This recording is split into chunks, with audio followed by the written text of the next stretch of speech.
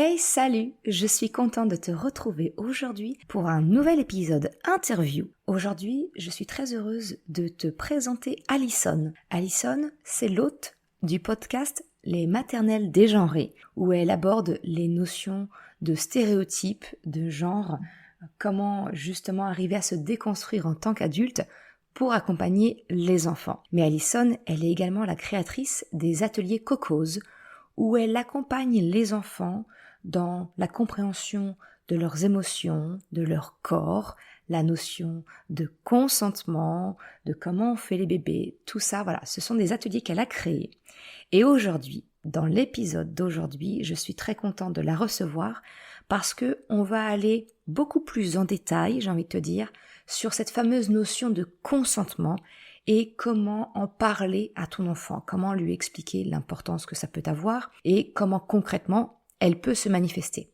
C'est un sujet que j'ai déjà abordé dans l'épisode 76 du podcast avec Myriam, mais aujourd'hui on va vraiment un peu plus loin, plus spécifiquement en fait j'ai envie de te dire, avec l'épisode l'interview d'Alison. J'espère que tu auras autant de plaisir à l'écouter que moi l'enregistrer avec Alison. Je te souhaite une excellente écoute. Salut et bienvenue sur le podcast S'élever en même temps que son enfant. Je suis Maude, coach certifiée chez Mercredi, mais surtout maman de 3 enfants. Sur ce podcast, je t'aide à conjuguer la bienveillance avec la réalité de ton quotidien de maman. Utiliser ton choix d'une parentalité bienveillante comme un accélérateur de ton propre développement personnel. T'aider à changer de regard sur les situations que tu vis avec ton enfant pour t'en servir, pour grandir et apprendre sur toi. Bonjour Alison, je suis hyper heureuse de te rejoindre, de t'avoir sur le podcast. Bonjour Maud, merci pour l'invitation. Je suis ravie de participer à ton podcast aujourd'hui. Chouette. Écoute, alors je t'ai présenté un petit peu en introduction, mais je te laisse te présenter avec tes propres mots, expliquer un petit peu qui tu es et surtout ce que tu fais. Merci. Donc, je m'appelle Alison Allard. Je suis formatrice égalité. J'ai réalisé le podcast Maternelle dégenrée et il y a maintenant quelques mois, j'ai créé les ateliers Cocos dont on va parler un peu plus tard ensemble. Moi, j'ai étudié pour être institutrice maternelle au départ. Je suis belge et en Belgique, ou bien tu étudies pour être institutrice maternelle ou bien institutrice primaire. Et puis, suite à ces 3 années d'études, j'ai décidé de faire un master en sciences de l'éducation parce que j'étais et je suis encore passionnée, par tout ce qui est, pédagogie et à la suite de ces années d'études, j'ai un peu enseigné et puis j'ai décidé de quitter l'enseignement pour venir plutôt vivre à Marseille et là, ça fait depuis, 1 an, que j'ai démarré, en tant que formatrice. Génial. Donc du coup, en fait, finalement, maternelle dégenrée, c'est dans la continuité de ton attrait pour l'éducation, pour l'école maternelle. Et ça vient d'où justement cet attrait spécifique que tu as sur le côté dégenré pour lutter contre le sexisme ordinaire, ce genre de choses? Ça te vient d'où?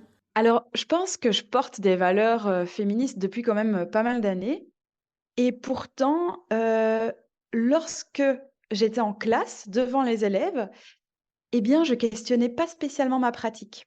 En fait, il y a quelques années et même maintenant, hein, on parlait pas du tout pendant mes études, on m'a jamais parlé, des stéréotypes Hmm. liés au genre et donc, j'ai réalisé mes études, j'ai été en classe et je me suis jamais questionnée sur le fait, est-ce que, j'élève les enfants de la même manière? Mhm.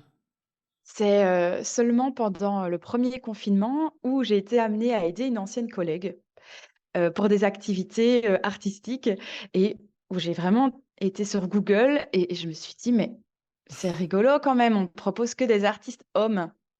C'est bizarre, non?» Et à ce moment-là, d'avoir, tu vois, une période d'arrêt, une période de pause où j'ai vraiment pu me questionner, où je me suis dit: «Mais en fait, pendant toutes ces années, eh bien, je n'ai pas parlé de manière égale, en fait. J'ai pas parlé de la même manière des femmes que des hommes. J'ai pas parlé de la même manière aux enfants dans ma classe et je me suis demandé, comment j'aurais pu faire mieux? Comment j'aurais pu, transmettre une éducation qui correspond à mes valeurs personnelles. Mmh. Et c'est à ce moment-là que donc je me suis mis en recherche, d'abord sur internet et puis après en fait, il y a quelques années, donc le podcast a commencé il y a un peu plus de 2 ans, il y avait quasiment rien pour les enfants de maternelle et je me suis dit: «Waouh, il y a quelque chose à faire» et donc je suis partie à la recherche de professionnels de l'éducation qui pouvaient répondre à mes questions personnelles. Génial, j'adore. Et du coup, finalement, c'est ce que tu dis, c'est que c'est ce confinement a créé un espace mental disponible pour toi, pour tes prises de conscience et du coup, bah, creuser et te dire que, ben non, effectivement, il y avait peut-être quelque chose à faire et on peut peut-être, effectivement, accompagner les enfants d'une manière plus inclusive, plus, voilà, plus égalitaire entre chacun et pas spécialement lié au genre de chacun, de chaque enfant. Donc, c'est ce que je C'est comprends en fait. ça et en fait, pendant toutes mes études, ça, on m'a toujours vraiment amené à questionner ma pratique. Mais en réalité, lorsque j'étais en classe, il y a tellement de choses, peut-être encore plus quand on est, une ou un jeune, prof, c'est il y a tellement de choses à penser que questionner sa pratique de manière complètement globale, waouh, c'était trop en fait Ouais. et cette période d'arrêt dans la vie et d'arrêt aussi du travail, ça a vraiment permis ça, de questionner ma pratique et de voir ce que j'aimais dans ce que j'ai fait et ce que j'aimais moins, ce dont j'étais fière et ce dont j'étais moins fière et voir comment, je pourrais moi, faire mieux. J'aime bien parce qu'en fait, finalement, enfin, on a déjà échangé en off toutes les deux. Effectivement, on se rejoint là-dessus sur la remise en question.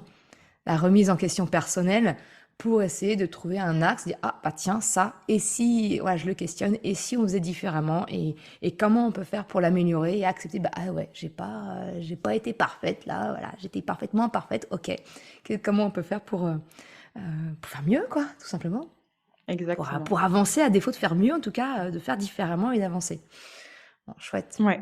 Et en fait, du coup, tu m'avais contacté suite à l'épisode que j'avais enregistré avec Myriam de Wow Mimi, qui est aussi consultante de prévention aux violences sexuelles chez les enfants. Et avec toi, on s'était dit bah, de parler plus en profondeur, en tout cas, de la notion de consentement. Comment finalement introduire cette notion de consentement auprès des enfants pour que vraiment ils grandissent dès le plus jeune âge, dès la maternelle, c'est ce que tu expliques finalement dans Maternelle dégenrée, à savoir qu'est-ce que, enfin, voilà, leur corps c'est leur corps, qu'ils ont le droit de dire non. J'ai envie de te dire, c'est d'autant plus important que dans l'esprit, comment dire, l'esprit général, alors pas spécialement les personnes qui écoutent ce podcast, mais d'une façon très générale, on n'accepte pas qu'un enfant nous dise non. C'est juste quelque chose qu'on a vraiment beaucoup de mal à entendre, le non d'un enfant, alors que finalement, le consentement, c'est justement d'accepter le non de l'enfant. Donc, comment tu pourrais comment tu définis le consentement et comment justement tu l'abordes avec les enfants en âge de maternelle si jeune? Alors là, il y a vraiment beaucoup, beaucoup de choses à Vaste à sujet. dire. Exactement. En effet, moi, c'est une question qui me semble, très importante. C'est une question que je sens vraiment dans la société en ce moment. Nous, en tant qu'adultes, on se demande comment, on peut justement, faire mieux que ce que, on a, appris jusqu'à maintenant concernant cette question, de consentement. Pour moi, le consentement, ça regroupe vraiment beaucoup de choses. C'est c'est vrai que c'est pas facile d'entendre, le non, que ça soit d'un enfant ou de toute autre Tout à personne, fait. que parfois, ben, on est obligé de l'entendre Mhm. et que ce que je l'explique aussi parfois aux enfants, c'est que pour certaines raisons qui sont, ben, pour leur sécurité, on ne peut pas entendre complètement le non de l'enfant. Mhm. Ça aussi, il y a quelque chose, dont il faut qu'on parle ensemble pendant l'épisode à ce que nous, en tant qu'adultes, notre devoir de protéger les enfants et donc parfois, c'est aussi de dire à l'enfant: «Beh, j'entends que tu dis non, mais pour te protéger, eh bien, j'ai besoin Mhm. de» C'est comment dire? C'est poser le cadre finalement. Voilà, c'est ça. Voilà, il y a un espace où, Ne où, pas où non plus, effectivement. responsabiliser, complètement, l'enfant parce que l'enfant est aussi à son stade de développement donc voilà, le consentement, il y a beaucoup, beaucoup de choses, Mm. qui l'englobent. Tout d'abord, moi, quand j'aborde le consentement avec, les enfants, j'aime bien, partir, ben, d'essayer de comprendre ce qu'on ressent nous. Mmh. Et donc, c'est vrai que j'ai, une première partie où j'essaye, qu'on travaille les émotions avec les enfants. Quand je dis essayer, c'est parce que, c'est comme, pour tous les apprentissages, ça prend du temps et donc on commence quelque chose, chacun et chacune, va à son rythme.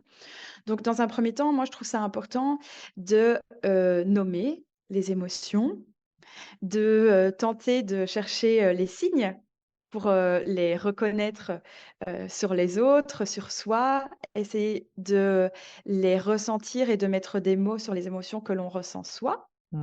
Avec les enfants de maternelle, j'aime bien, bah, moi je travaille beaucoup avec les livres, donc bien sûr lire des histoires qui mettent des mots sur ce qu'un personnage ressent, où on peut Mmh. s'identifier et puis mimer soi-même.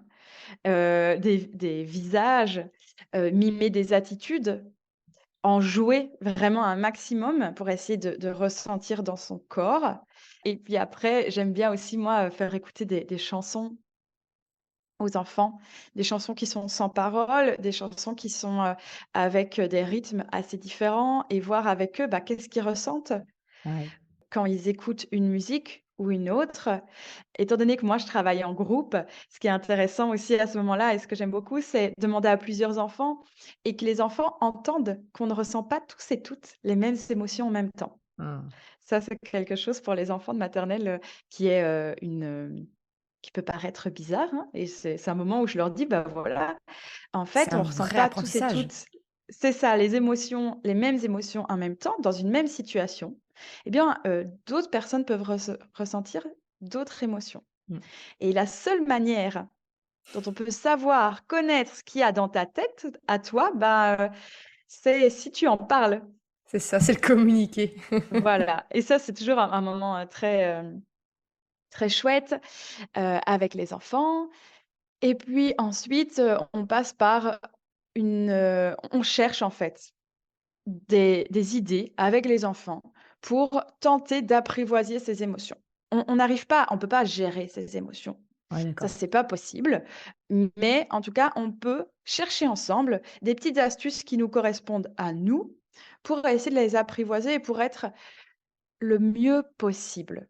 Pour essayer de revenir à ce que j'appelle moi, les émotions, soleil, les Mmh, oui. émotions qui nous font du bien et je pense que, pour, vraiment pouvoir donner ou non son consentement à quelque chose, il faut être en phase avec nous-mêmes. Donc il faut savoir ce qu'on ressent, si on aime, si on n'aime pas, si on se sent bien, si on se sent pas bien, pour pouvoir dire oui ou non. Ça, c'est quelque chose qui me semble quand même assez important. Mmh. Donc en fait, ce que tu dis, c'est que finalement pour être en mesure, de donner ou non son consentement de manière éclairée, bah, la première étape, c'est la reconnexion à soi. C'est savoir ce qui se passe en soi pour être vraiment enfin voilà, savoir si, oui ou non, on est d'accord ou on n'est pas d'accord avec ce qui nous est proposé ou ce qu'on vit.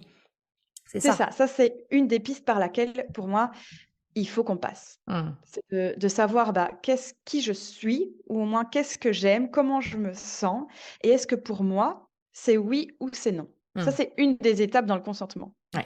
Donc c'est pour ça que moi, je trouve ça intéressant, de travailler tout ce qui est émotion, avec, les enfants de maternelle Mmh. C'est tu et poses puis ces bases-là, en fait, finalement. exactement, ça Mmh. c'est, des bases comme tu dis et puis après, j'aime bien travailler par rapport à tout ce qui est corps.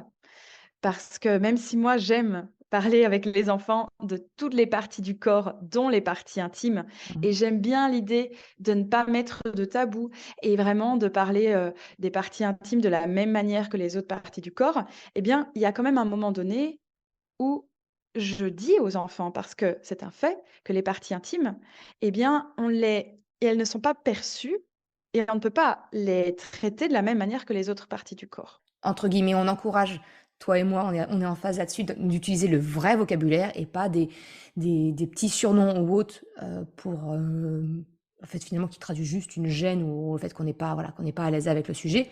Donc c'est de faire en sorte que le vocabulaire soit finalement banalisé. Par contre, de notifier qu'effectivement, il y a une différence. Bah, on montre pas ses oreilles comme, on montre ses fesses. Exactement, il y a des limites. Voilà Et là aussi, pour moi, ben, quand on parle du consentement, c'est aussi intéressant, bah, qu'on ait aussi parlé du corps avant, pour Mmh. justement, bah, pouvoir avoir une connaissance. C'est aussi la connaissance de soi, de connaître toutes les parties de son corps. Et Oh! puis après ces 2 aspects-là, qui me semblent être des bases, les fondations, eh bien, on peut, à mes yeux, commencer à parler, de consentement. Et puis après le consentement, alors si c'était si simple que de dire oui ou de dire non, oh là là, ce serait magnifique quand même, hein. C'est clair. Mais en fait, bah, c'est pas si simple. Ça passe bien sûr par le fait, de dire oui ou de dire non, ou bien de ne pas répondre et savoir que si on ne répond pas, c'est C'est un non. non. Mais en fait, que ça soit en tant qu'enfant ou en tant qu'adulte, c'est pas toujours simple Mmh. de dire non et c'est pas toujours simple d'entendre le non de l'autre ou des autres. Et c'est ça que j'essaye, pareil, hein, je tente de le travailler Mmh. avec les enfants, on tente de l'apprendre ensemble, mais voilà, on pose des petites briques et puis on voit ce que ça donne.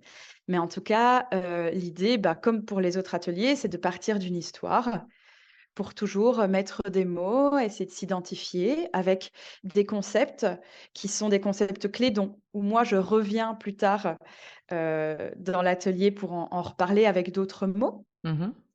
Mais l'idée, c'est, ben, de parler, du consentement, de poser des questions avant de toucher une personne, Mmh. Oui. parler des adultes de confiance, donc des personnes à qui on peut parler justement.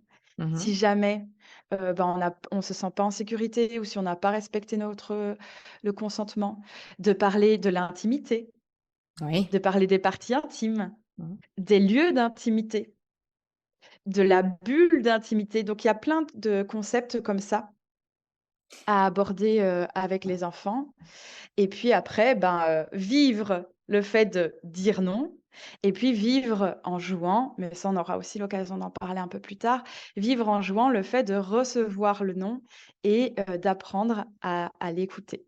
Mmh, ouais, je comprends. Et justement, pour être pratico-pratique, qu'est-ce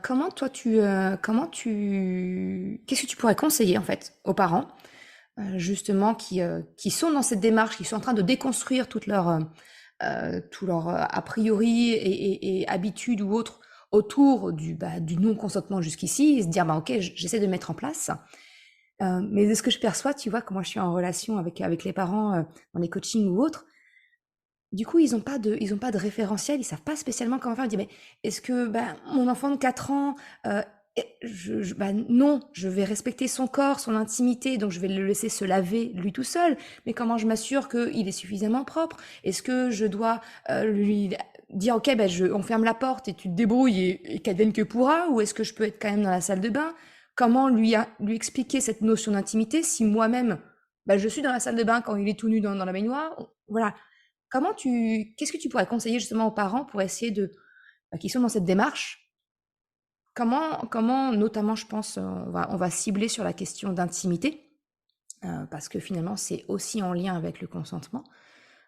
Qu'est-ce que tu pourrais conseiller aux parents justement pour arriver à faire face à cette dualité? C'est un enfant, donc il a besoin d'apprendre et on a d'être accompagné, mais en même temps, on doit respecter son intimité et lui faire comprendre que lui, il n'a pas à rentrer dans la salle de bain comme ça quand nous, on prend notre douche ou que papy, mamie, tonton, peu importe, prend sa douche.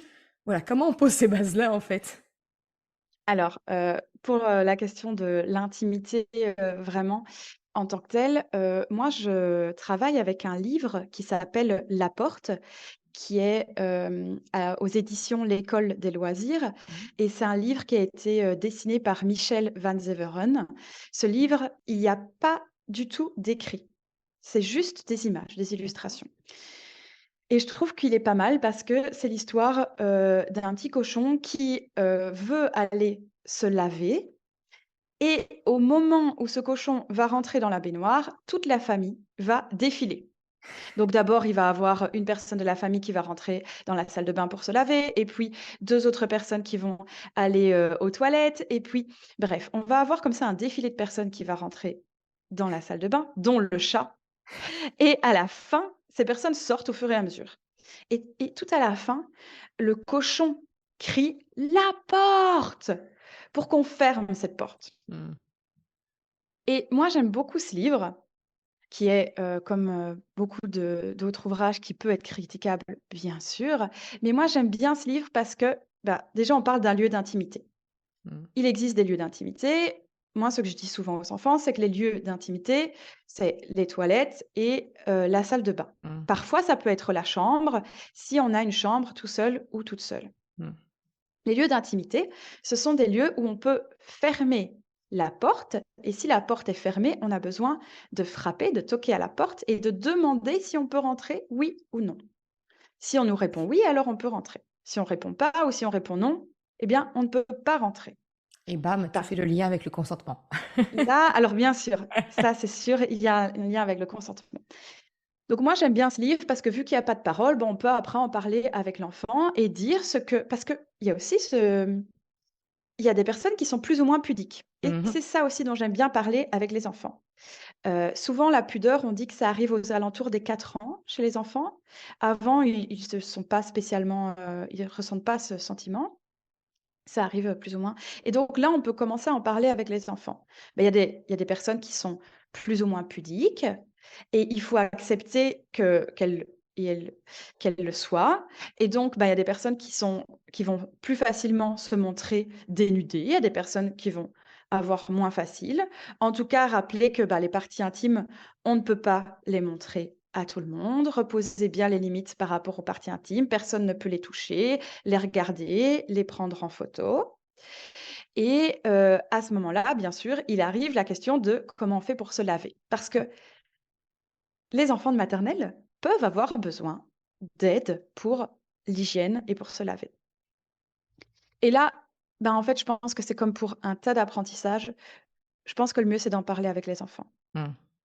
et de dire aux enfants: «Eh bien, en effet, en ce moment, heu, tu as besoin ou que, je vérifie si tu es bien lavé. Mmh.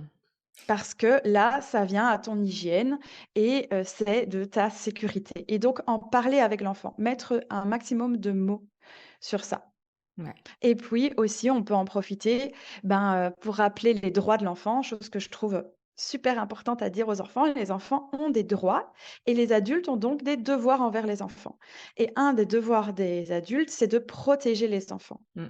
Et donc ça passe par un tas de choses différentes, mais entre autres, bah, pour de s'assurer de la sécurité des enfants et donc aussi de leur hygiène. Et pour ça, moi, j'utilise les petits illustrés de l'intimité, le troisième tome, enfin, je pense même que tous les tomes, à la fin, il y a les droits des enfants et moi, j'aime beaucoup utiliser le troisième tome pour, justement, montrer aux enfants qu'ils ont des droits, que les adultes ont des devoirs envers eux et leur lire quelques-uns de leurs droits. Mmh. Ah oui, parce que c'est souvent l'inverse. On leur rappelle très souvent qu'ils ont des devoirs envers nous, mais on leur rappelle pas qu'effectivement, ils ont des droits et que nous, adultes, on a des devoirs vis-à-vis d'eux. Donc c'est, ouais, c'est, je pense pas qu'ils l'entendent très souvent. C'est ça et là, j'ai découvert la semaine dernière un livre de Dolto, ça s'appelait «Obéir, désobéir» et j'ai trouvé aussi ça assez sympa et assez bien fait comme livre, où on parlait, bah, de certains moments où on doit obéir et d'autres moments où, ben, on ne doit pas spécialement obéir. Mmh. Voilà quelques idées de livres, assez, concrètes, si on veut, discuter avec, son enfant ou ses enfants, hein. Ouais. Bah, tu vois, si pour donner un exemple pratico-pratique, je dis pas que je fais bien, hein, attention, je suis pas un exemple, mais pour donner un cas concret, en tout cas, et donner une illustration, moi, je sais que ce que je fais avec mes enfants, c'est qu'effectivement, là, mon dernier, il va avoir 5 ans à la fin de l'été, et effectivement, la toilette, ça reste encore très, comment dire, rudimentaire pour lui. Et systématiquement, bah, finalement, ça revient à le sujet dont on aborde toutes les deux, hein, du consentement. Je lui demande, est-ce que je peux vérifier que, eh bien, les fesses sont bien nettoyées? Quelquefois, il va pas vouloir se laver, donc c'est à moi de le faire. Et je lui demande, ok, est-ce que là, je peux te nettoyer? C'est bon pour toi? Juste, j'attends sa validation finalement. Je lui pose la question, dire c'est ok pour toi? Oui, on y va. Et je commence à introduire autant laver. Effectivement, quand il me demande, c'est moi qui vais le faire. Sinon, quand c'est lui qui le fait, je vais juste demander pour pouvoir vérifier que c'est voilà, qu'il y a rien qui traîne, on va dire, et que c'est propre, ou qu'il y a plus de mousse quand il rince.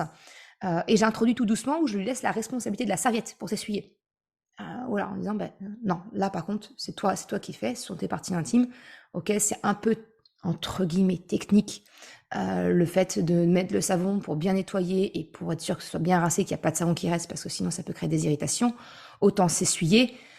Voilà, il va faire 2 allers-retours dans le couloir, ça sera sec.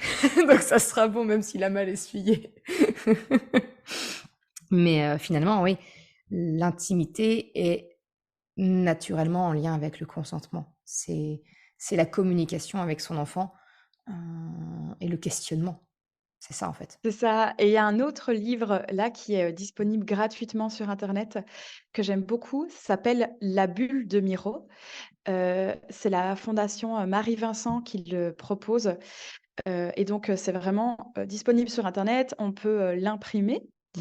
Et là, c'est l'histoire d'un petit garçon qui va à l'école, qui va passer sa journée et il y a plusieurs moments dans l'histoire où, il y a des personnes qui vont venir lui faire un bisou sans lui demander, le prendre dans leurs bras, qui vont regarder en dessous de la porte pendant qu'il s'habille et à la fin, le papa, discute avec Miro, qui est, le héros, de cette histoire et le papa va aborder pas mal de concepts qui sont assez intéressants et ça permet aussi, de mettre des mots parce que parfois, en tant qu'adulte, on ne sait pas trop comment parler de tout ça et Mmh. là, ce livre, La bulle de Miro, c'est un très, très chouette outil qui a été vraiment bien pensé et donc je vous invite vraiment à aller y jeter un œil ou bien, pour, le présenter à votre enfant, à vos enfants ou bien pour vous, avoir des clés pour savoir, comment on en parle. Se sensibiliser soi-même finalement. C'est voilà, Oui. continuer d'apprendre, de déconstruire, de reconstruire toutes ces notions qui sont essentielles et pour autant on n'a pas spécialement été élevé avec. On Non, est on n'a pas spécialement, été, élevés avec et ça nous produit pas mal d'émotions et ah! ça aussi, il faut, savoir, les accepter et puis, tenter de les apprivoiser parce que, avec les enfants, quand je fais, l'atelier sur le consentement, on a j'ai inventé une petite chanson par rapport à ma mascotte qui est Ouistiti, qui a une peluche singe et donc on chante la chanson de Ouistiti et quand Ouistiti dit «oui» au Guili, on peut aller faire des chatouilles à Ouistiti. Quand Ouistiti dit non ou que Ouistiti ne répond pas, on ne peut pas aller faire de Guili à Ouistiti. Mmh. Et donc ça, pour moi, c'est une des bases du consentement.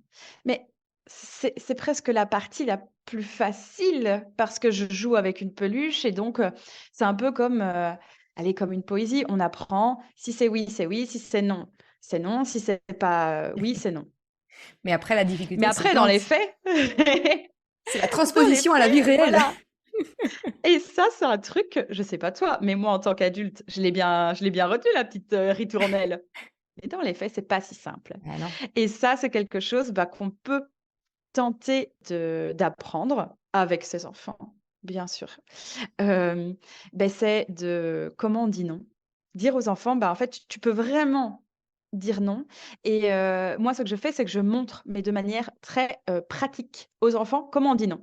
Donc on peut se mettre debout, on écarte un peu les jambes, on peut poser nos poings sur nos hanches, regarder la personne à qui on parle ou regarder droit devant soi. Si on a un peu peur, on peut penser à un animal qui est très courageux ou courageuse. Donc, on peut penser, à un ours ou à une lionne pour sentir plein, plein de force en nous et dire: «Non, je ne veux pas» ou «Non, je ne suis pas d'accord» et apprendre à le dire à voix haute et pour certains enfants, c'est super facile. Ah, il y a des enfants, ils ont facile de dire non et pour d'autres, eh bien, c'est pas facile. Ah bah, C'est pas facile l'affirmation. de dire non avec des mots et Ouais. ça va peut-être paraître fou pour les auditeuristes qui nous écoutent, hein, Mmh. mais j'assure qu'il y a des groupes d'enfants où je me retrouve. Il y a des enfants qui ne parviennent pas alors qu'on joue à dire non Non. et de le dire en groupe et après, parfois, je m'amuse comme ça à leur faire dire seul et c'est aussi impressionnant. Mais bien sûr, enfin, je veux dire, en tant qu'adulte, c'est pas toujours facile non plus de dire non et donc, moi, j'aime bien qu'on joue avec ça, un peu Mmh. avec les enfants, à dire non à voix haute et à leur expliquer: «Tu peux dire non» et voilà comment ça, c'est une des techniques pour dire non. Bien sûr, il y a plein d'autres techniques pour dire non. Mais en tout cas, leur donner des clés très, très concrètes pour dire non. Ouais, c'est ça. Mais finalement, j'ai envie de te dire, ça revient aussi un petit peu bah, au cadre éducatif qu'il y a autour de l'enfant. Savoir, alors, c'est sûrement un stéréotype dans ma tête, mais pour moi, un enfant qui va être capable de dire non assez facilement, alors il y a une histoire de personnalité, très clairement, mais il y a aussi une question d'environnement, je pense. Parce qu'un enfant qui évolue dans un milieu où le non n'est pas accepté et un enfant ne doit pas dire non, bah forcément, il va avoir des réactions des adultes autour de lui quand il ose dire non, qui vont faire qu'il va le réprimer en permanence, et il va plus oser après s'affirmer et dire ce fameux non. Donc je pense que c'est aussi de notre devoir en tant qu'adulte de revoir aussi notre cadre éducatif. Alors bien évidemment, il faut un cadre, parce que sinon c'est du laxisme, et voilà, on va pas refaire l'histoire là-dessus. On est très clair, la bienveillance, ce n'est pas du laxisme, il y a un cadre. Mais ce cadre, autant les règles, quand elles sont en dehors du cadre, effectivement, c'est un non ferme et définitif. Et là, comme tu le dis, comme tu le disais au début de l'épisode, pour des raisons de sécurité, par exemple, eh bien, le non ne va pas être possible parce que là, c'est une question de sécurité, donc c'est vital, c'est non. On n'accepte pas le non de l'enfant. Par contre, à l'intérieur du cadre, pour moi, les règles, elles doivent pouvoir être discutées, elles doivent pouvoir être échangées, et où le non de l'enfant peut être entendu à partir du moment où après on peut en discuter et essayer de trouver le fameux compromis.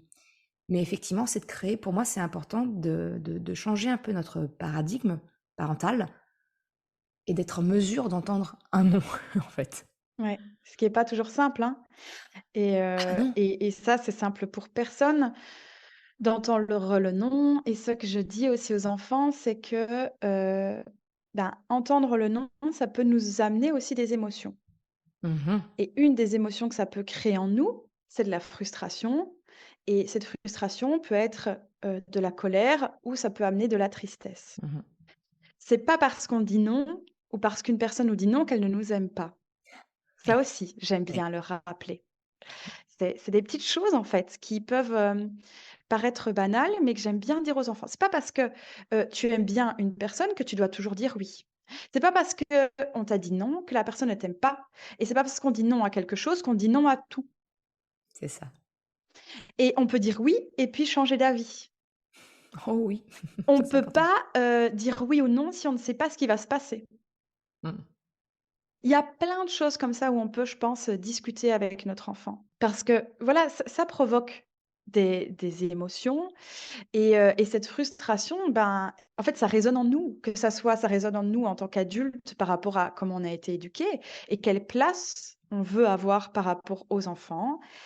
Ça résonne en tant qu'enfant par rapport à des peurs, enfin, voilà. En tout cas, le non, comme tout, tu vas me dire, hein, ça provoque, des émotions et donc, ben, on tente de l'apprivoiser, de voir ensemble comment on peut, faire pour que ça se passe au mieux avec ou bien des exercices de respiration pour, apprivoiser, ses émotions à soi ou bien, bah, en jouant un maximum. Par rapport à ça, moi, ce que j'adore, c'est, avec les enfants, c'est jouer aux jeux du jardin. Les guilis, ça marche pas mal Mm. et donc de dire, on fait des guilis, tu dis: «Stop», on arrête. Tu dis: «Oui», tu dis: «Non». On a enfin Mm. et donc jouer avec ça. Mais j'aime aussi jouer aux jeux du jardin, avec les enfants et ça donc ça se joue, par 2 dans le dos. Ouais. Donc d'abord, on définit bien, la zone. Donc moi, j'explique bien aux enfants, le jeu, il va se dérouler dans le dos. Le dos, c'est donc des épaules, donc en dessous de la nuque jusqu'au-dessus des fesses. On touche pas les fesses, c'est le dos. Et d'abord, je montre l'exemple. Bon, moi, j'ai Ouistiti, ma peluche, qui vient avec moi, donc je montre l'exemple sur la peluche pour qu'après, justement, ce soit si on dit oui ou on dit non, on sait ce qui va se passer. Bref, Ouais. donc je montre l'exemple d'abord, puis après on va jouer par 2. Donc on est par 2. Il y a une personne qui est le jardin et l'autre personne qui est le jardinier ou la jardinière. Le jardinier ou la jardinière va donc jardiner sur le jardin, sur le dos de l'autre. À chaque fois qu'on va poser un geste, qu'on va toucher l'autre personne, on va d'abord lui demander. Donc il y a une première question, est-ce que je peux jardiner dans ton dos? La personne répond oui ou répond non ou ne répond rien. Si c'est oui, on pose une seconde question. Si c'est non, qu'il n'y a pas de réponse, il n'y a pas de jeu. Et donc, imaginons, l'enfant répond oui, on lui pose une deuxième question. Est-ce que je peux ratisser dans ton dos? Et donc là, si l'enfant répond oui, on va faire semblant, avec nos doigts d'une main, avec les doigts écartés, de ratisser comme un râteau, donc comme une fourchette sur le dos de l'enfant. Et puis, on va poser plusieurs questions, comme ça, au fur et à mesure. Et les enfants, à chaque fois, vont pouvoir répondre oui ou non, ou ne pas répondre. Et l'autre personne, donc le jardinier ou la jardinière, va devoir écouter. Le jardin va être amené à dire oui ou à dire non. Et le jardinier ou la jardinière va être amené à jouer, à écouter la réponse du jardin. Et là, moi, c'est un jeu que j'aime beaucoup jouer avec les enfants parce que pour moi, là, on travaille plusieurs aspects par rapport au consentement. C'est une chouette mise en situation, mais sous forme de jeu. Et surtout, ce que j'adore à la fin, c'est en discuter avec eux et leur demander: «Est-ce que vous avez dit non? Est-ce que c'était facile de dire non? Pourquoi est-ce que tu as dit oui tout le temps? Est-ce que tu avais vraiment envie? Ah, est-ce que c'était facile d'entendre le non? Mmh. Cette personne ne t'a pas répondu, qu'est-ce que tu as fait?» Et on en parle comme ça et on se rend bien compte que, ben, c'est pas toujours facile de, dire non et Mmh. que parfois c'est pas toujours facile d'entendre le non et puis parfois, en fait, parfois c'est super facile d'entendre le non. Parfois, c'est nous en tant que jardin, on a du mal à dire non et puis en fait, on se rend compte que le jardinier ou la jardinière, franchement, on a dit non, il s'est rien passé, tout va bien. Et il y a comme ça plein de choses qui peuvent ressortir dans ce jeu, dans et le moment de jeu et la discussion qu'on peut avoir, après ensemble. Tu crées une expérience où ils ont un ressenti, ils peuvent se baser dessus pour justement transposer dans la vie de tous les jours derrière cet apprentissage-là, en fait. C'est ça, on joue cet apprentissage. On Mmh. donne des clés en tout cas. C'est chouette. Et finalement, j'ai envie de te dire que on boucle la boucle aussi de cette façon parce que on a commencé l'épisode où on parlait que tes fondamentaux que tu voyais quand tu faisais tes ateliers, justement sur la notion de consentement, tu parlais des émotions, donc la reconnexion à soi, savoir qu'est-ce qu'on ressent, connaître son corps, pour être en mesure de dire oui ou non. Et le fait justement d'avoir potentiellement un non nous provoque des émotions et il faut savoir les vivre et on revient, voilà. On boucle la boucle, quoi, finalement. Tout est toujours lié. Moi, j'en suis intimement persuadée, mais je ne suis pas objective. Mais pour moi, tout se ramène effectivement aux émotions et à savoir les vivre et les accepter quand elles arrivent, quoi. Que ce Et soit. les écouter, ouais. Ah ouais, Écouter ces émotions, et les accepter, oui, un maximum. En tout cas, essayer. c'est ça. Ouais, ouais, j'ai envie de te dire, c'est un excellent mot, ça, un excellent mot de la fin, de dire au moins essayer, voilà, d'écouter ces fameuses émotions. Elles ont un petit truc à nous dire quand même. Je crois. Du coup, pour terminer l'épisode, ce que je te propose, c'est peut-être de parler un petit peu plus en détail ce que tu proposes, toi, les ateliers Cocos, où ils se passent, comment ça se passe, voilà, comment on peut avoir la chance de bénéficier de ton savoir et des ateliers Cocos. Ben, en fait, ce qui se passe, c'est qu'après avoir fait, je sais pas moi, une quinzaine, une vingtaine d'épisodes de podcast, eh bien, je me suis dit: J'ai envie de retrouver les enfants et de faire de l'éducation à la vie affective et sexuelle avec les enfants de maternelle». L'éducation à la vie affective et sexuelle, ça englobe, plusieurs domaines et entre autres, eh bien, les émotions, les parties du corps, dont les parties intimes, avec les vrais noms scientifiques, le consentement, comment on fait les bébés et les différents types de relations. Ça, ce sont les 5 ateliers que je propose et que, j'anime avec et devant les enfants. Ce sont des ateliers qui durent 45 minutes avec des enfants donc de 3 à 6 ans, des enfants d'âge de maternelle. Je les propose ou bien en atelier, parents-enfants, de manière à ce que les parents puissent être là, vivre ce moment avec les enfants. C'est Ils n'ont pas la parole, Donc, mais en tout cas, ils entendent. Les enfants voient que les parents entendent. Et puis, vu que je vais présenter des livres, qu'on va faire des rondes, qu'on va chanter, eh bien, les parents peuvent après en rediscuter avec l'enfant, ont des clés pour poser des mots et ont des petits jeux comme ça à refaire à la maison si ils et elles ont envie.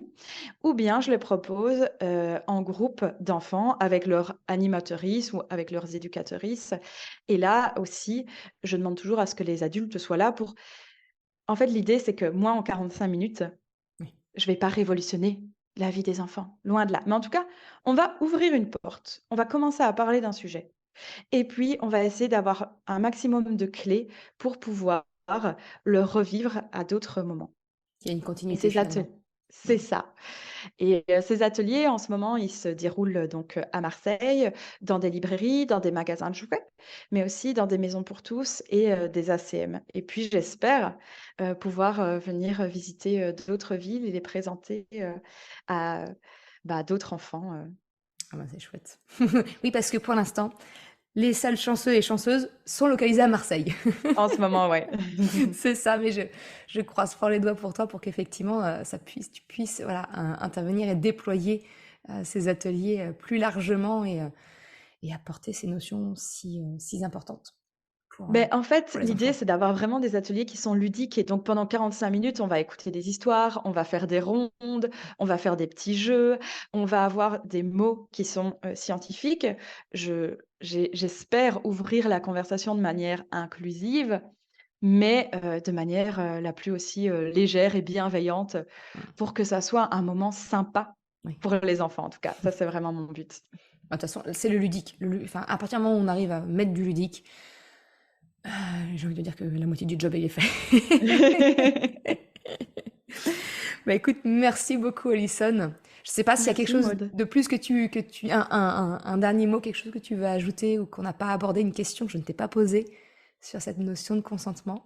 Est-ce que tu penses qu'on en a Non, fait? j'espère avoir en tout cas, donné les clés les plus, concrètes possibles pour les personnes, qui s'intéressent à cette question et sinon, je les invite, vraiment à ne pas hésiter à nous écrire, que ça soit, via les réseaux. Je pense qu'il y a beaucoup d'entraide sur toutes ces questions, donc il ne faut pas hésiter à demander, à poser des questions, à demander un coup de main. Complètement. De toute façon, tous les liens sont en description de l'audio, sont en référence dans l'article qui sera associé. Donc voilà, il y aura moyen de retrouver les références de livres que tu as mentionnés, de te retrouver toi et ton podcast. Donc ce sera assez facile de pouvoir creuser la question et d'aller plus loin. Un Top. grand merci à toi, Alison. Merci à toi Maud. Merci, ciao. Ciao.